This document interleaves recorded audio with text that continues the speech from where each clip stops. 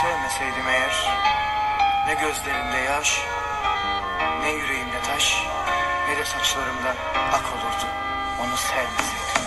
Geceler gündüz olmuş, uyku girmez gözlere. Sebepsizce batıyorken bir girdabın içine. Hayat nasıl mı geçiyor yine aynı biçimde. Kimileri üflediyor, geçer belki içince.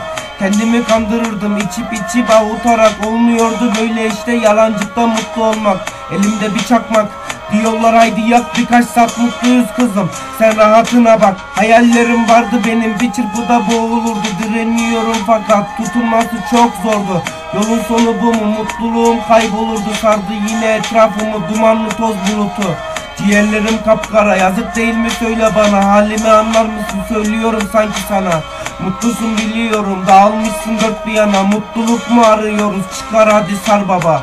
Bu yüzden usandım, uzun zamandır uzaktasın. Aradan yıllar geçse de unutmadım, buradasın. Kapında sabahlardım, unutmuşsun sanırım ve kurulmuş gözyaşım. Yine felaket dönüyor başım.